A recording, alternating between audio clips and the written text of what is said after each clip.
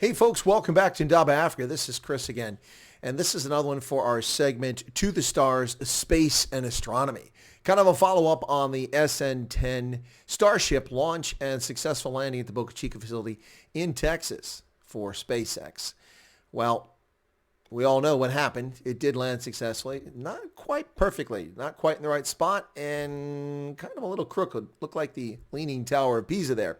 Not sure what that was about, but we could see that the fire suppression systems had a hard time reaching the vehicle to put out the fire that was on the ground. About 8 minutes after landing, it just blew up.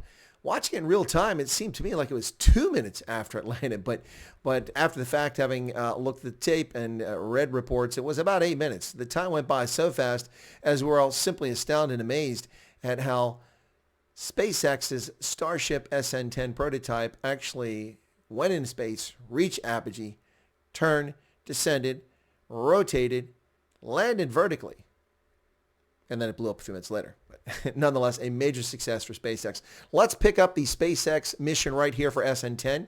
It's one and only trip into altitude and back to Earth at T-minus 15 seconds, and watch the first minute of flight.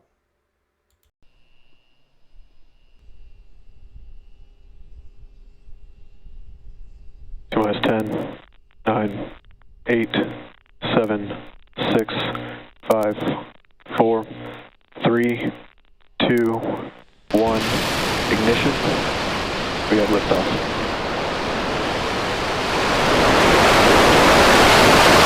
All teams, triage alerts, please.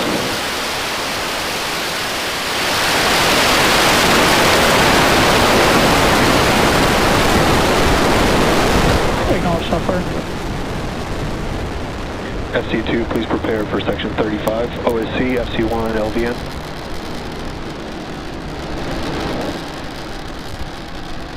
T plus 30 seconds, Starship 10 has liftoff. It's headed to 10 kilometers on its test flight from Boca Chica in Cameron County, Texas.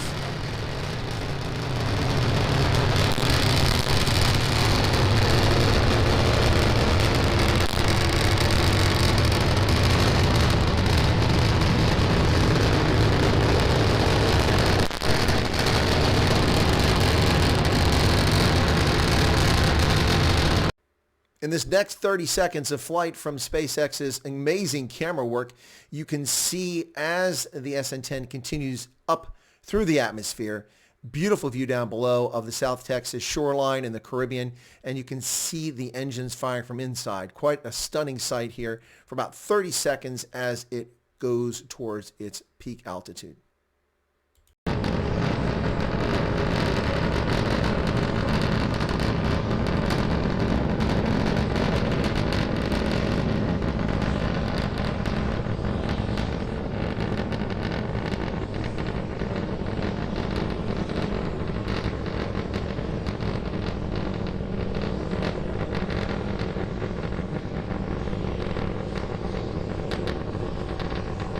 Coming up on T plus 2 minutes.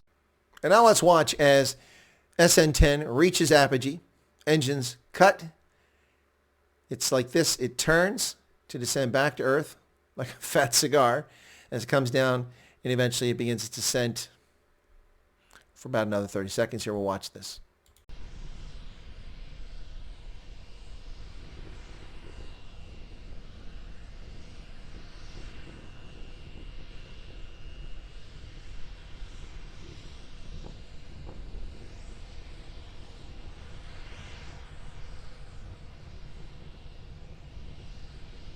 T plus 4 minutes and 40 seconds. Starship has transitioned. It's flipped to the horizontal mode, beginning the descent back to the landing zone.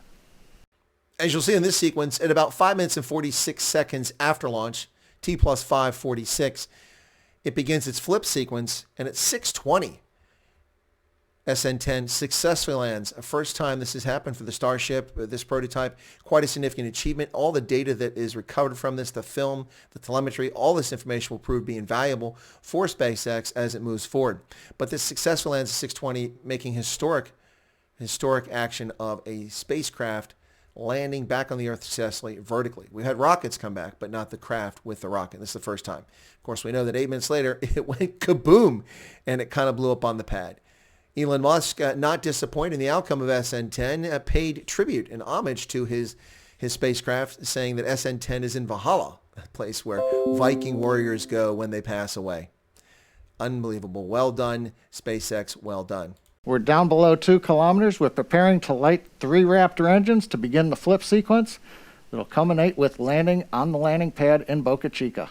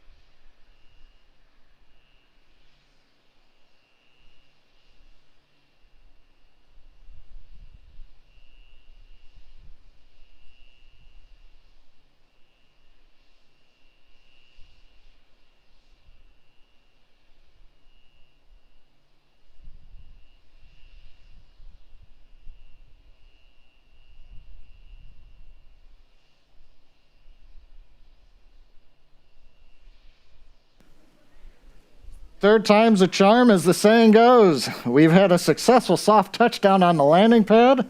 That's capping a beautiful test flight of Starship 10. As a reminder, the key point of today's test flight was to gather the data on controlling the vehicle while re-entering, and we were successful in doing so. We had a nominal ascent. We had the maneuver to place Starship horizontal when we reached 10 kilometers, right on time. And then during the subsonic entry, it appears we had good control of the vehicle using the front and aft flaps. And as we approached the landing pad, we successfully lit the 3 Raptor engines to perform that flip maneuver. And then we shut down 2 of them and landed on the single engine as planned, a beautiful soft landing of Starship on the landing pad at Boca Chica. Also, a congratulations to the Starship team in Texas. They've steadily increased the test launch cadence over the course of the program and have delivered some of the most exciting test flights many of us have seen in a long time. The Texas team has several more suborbital test vehicles in build, with number 11 ready to roll out to the pad in the very near future. It's an inspiring time for the future of human spaceflight. Thanks for joining us today, and we hope you'll join us for the next test flight of Starship 11. However you feel about SpaceX or Elon Musk, you have to give it to them. They set out with a goal 20 years ago, and they've not only achieved it, they've surpassed it. The concept of taking rockets and making them reusable, and the same with spacecraft, making them reusable, was one that many people scoffed at. We did have the Space Shuttle program, which was reusable, as we saw, though, with 2 tragic incidents in which the Columbia and the Challenger both blew up. Seeing it was quite a dangerous program, fraught with danger. And we're very fortunate that more bad things didn't happen with the shuttle program. It was an amazing program nonetheless. But the shuttle program relied on disposable rockets, just the same, to get in orbit. The concept behind SpaceX was to come up with reusable rockets, thereby reducing the cost by spreading it out over multiple uses. And this has proven to be the case. The Falcon 9 rockets have been used at least 8 times on occasion, the same rocket successfully to launch craft into space.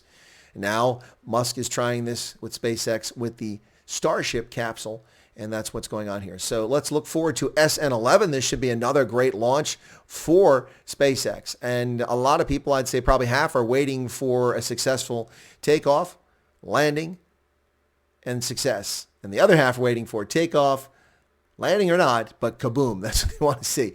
Well, SN8, kaboom, didn't land successfully. SN9, kaboom, landed even more awkwardly and less spectacularly. SN10 landed successfully. But a few minutes later, everybody got what they wanted, a successful landing and an explosion. Well, much to learn about this as space flight continues, and the discovery takes place with private corporations working in concert with the U.S. government. and European Space Agency, among others. Well, folks, thanks a lot for your time, your patronage. If you're not a subscriber to me on YouTube, on Odyssey, or on Rumble, hey, become one. Go ahead and follow me on these programs if you don't mind, these platforms. Looking forward to bringing you more news, more analysis of exciting information events like space travel. Thank you so much. God bless and take care.